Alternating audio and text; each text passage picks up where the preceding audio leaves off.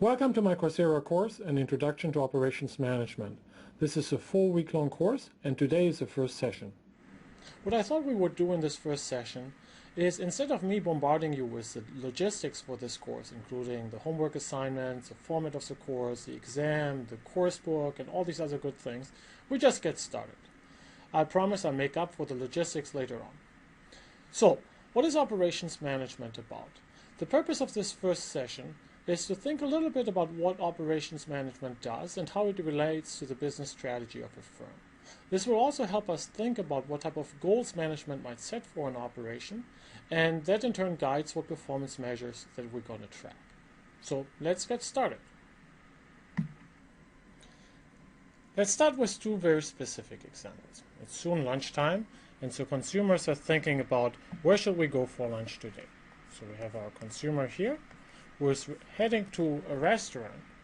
And now ask yourself, what does the consumer want out of the operations of this restaurant? Well, first of all, they want to get their sandwich quickly. Lunch break is short, people are hungry, and so the time that they have to wait in order to get their sandwich is a pretty important variable for the consumer. Second, consumers differ in what type of sandwiches that they like, and so the ability of the restaurant to really make sandwiches that are appealing to customers is important. They have to be able to provide a variety of sandwiches, which means either having a big menu or being able to make these sandwiches to very specific customer instructions. Third, the customer cares about quality. Now, quality, that could be the ambiance of the restaurant, the friendliness of the staff, it could be the hygiene of the place, it could be making sure that the cheese weighs exactly what it says on the recipe. Quality will have a number of dimensions that we will explore later on in this course. And then finally, of course, price matters, and so the consumer doesn't want to spend too much money for his lunch. Now, let's go from the restaurant here and let's look at the operations of a hospital. Same thing, we have a consumer arriving to, for example, the emergency room of a hospital. So we have our unhappy consumer here who is coming to the hospital, and we're now asking ourselves, well, what does the consumer want the operations of this hospital to do?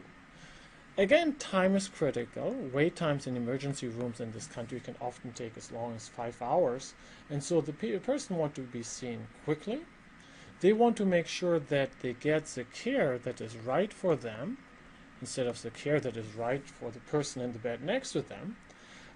They want to receive this care in a high-quality manner, making sure that it is in accordance to the latest evidence-based medicine, that the doctors and nurses have washed their hands, that this place is clean and everything else. And then finally, there are the charges and the copay that the consumer and or his insurance will have to pay for the service. So sandwich store or emergency room, we see that an operation has to be able to perform well along 4 dimensions. The first one is the cost dimension. That's probably what most of us associate with operations management, is just providing a high efficient operation. The second dimension is variety. Now, to be fair, consumers don't care about variety per se. They just want something that they like. So really, variety measures the flexibility of an operation to provide goods and services to a heterogeneous customer base. The third dimension is quality. The quality dimension is broken up into 2 sub-dimensions. The first one is called performance quality. The second one is called conformance quality. Performance quality measures how good of a product or service we provide. Most of us would agree that the BMW is a high-performing car, not because how it is built, but primarily because how it has been designed. The second dimension then is conformance quality. It really captures to what extent we're able to deliver on the promise that we have made to the customer. And then finally, there is timeliness, our ability to provide a quick response to demand. Those 4 dimensions are important for 2 reasons. First of all, they are the goals that we strive for in an operation, and so they will guide what type of performance measures we track. And then they're really also at the heart of designing the business strategy. These 4 dimensions give us opportunity to differentiate our operations from others, thereby potentially providing us with a competitive advantage. Now imagine you get hired as a consultant to Subway, And you would be asked to come up with a performance measurement system that tracks these 4 dimensions that we just discussed. What would you measure? Well, on the cost side, you would start potentially looking at the labor productivity. You could imagine measures such as the sandwiches per employee, or the customer served per employee, or the minutes it takes you to make a sandwich, or other measures like that. You could also look at the customers per restaurant to measure to what extent you're going to efficiently use the real estate investment that you have by renting the restaurant. Now, how about the variety? On the variety side, again, our idea of variety is that we will look at, are we able to meet the heterogeneous customer preferences? Well, a simple measure for that would simply be looking at the number of items that we have on the menu.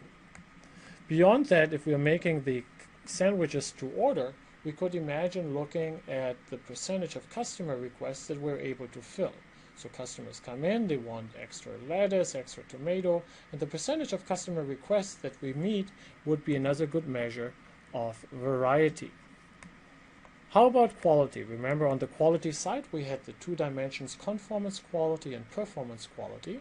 So performance quality, we will probably have to do some customer research, some survey looking for things about to what extent they liked the ambiance of the restaurant, to what extent they found the courtesy of the staff in line with their expectations or other things. On the conformance side, we would probably look, are we really delivering what we promise? And so that means we could look at the freshness of the ingredients of the sandwiches. We could, in the extreme case, we could go even as far as putting these sandwiches on the scale and just measure whether we put the exact appropriate amount of grams of cheese on the Subway ham and cheese sandwich. And so that would give us a good measure of conformance quality. And then timeliness is relatively easy to measure. Customers care about the time that it will take them to get to the sandwich. And so we could go and measure how many minutes a customer has to wait between entering the store and leaving the store with a sandwich in their hand. So finally, let's talk about strategy. Strategy guru Michael Porter suggests that there are 2 ways in which an organization can get a competitive advantage. It's either through cost leadership or through differentiation. The dimensions that we discussed, variety, quality, and timeliness, are 3 ways in which your operation can differentiate itself from others. Thereby, by coming up with a great operation, you're really creating your firm a competitive advantage.